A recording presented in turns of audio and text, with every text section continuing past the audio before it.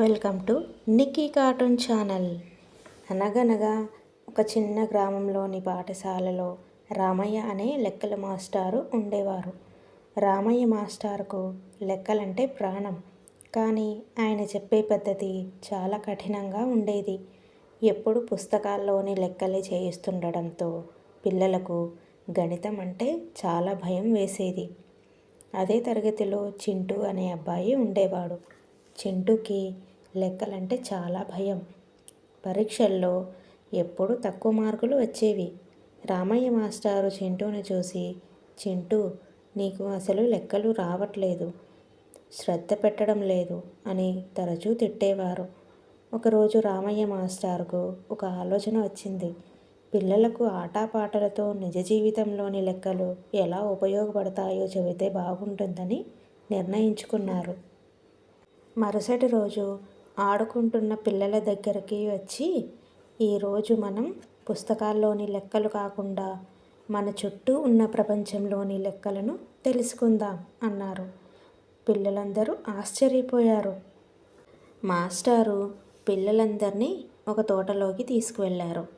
అక్కడ కొన్ని పూల మొక్కలు, కొన్ని కాయగూరలు ఉన్నాయని చెప్పారు. చింటూ, ఇక్కడ ఎన్ని క్యారెట్ మొక్కలు, ఎన్ని పళ్ళ మొక్కలు ఉన్నాయో లెక్కబెట్టు అని అన్నారు మాస్టారు. చింటూ ఉత్సాహంగా 1, 2, 3 అని లెక్కబెట్టి 10 ఉన్నాయి సార్ అన్నాడు. బాగుంది. ఇప్పుడు ఒక్కో మొక్కకు 3 క్యారెట్లు ఉంటే మొత్తం ఎన్ని క్యారెట్లు అవుతాయి అని అడిగారు.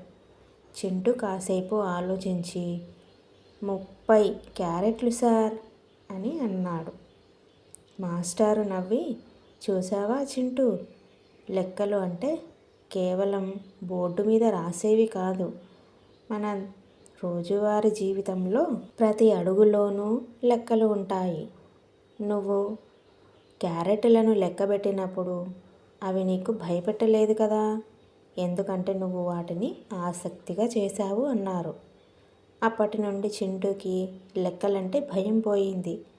ఏదైనా వస్తువును చూసినప్పుడు దాని ఖరీదు ఎంత, దాని కొలత ఎంత అని ఆలోచించడం మొదలుపెట్టాడు.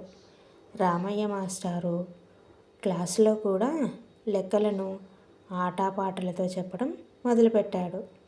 చింటూ క్లాస్లోనే ఫస్ట్ రావడం చూసి మాస్టారు ఎంతో గర్వపడ్డారు. నీతి: భయంతో దేనినైనా నేర్చుకుంటే అది కష్టంగా అనిపిస్తుంది, కానీ ఇష్టంతో నేర్చుకుంటే ఎంతటి కష్టమైన విషయాన్నైనా సులభంగా అర్థం చేసుకోవచ్చు. Thank you for watching. Subscribe చేసుకుని లైక్ చేసి ఇంకా షేర్ కూడా చేయండి. Thank you.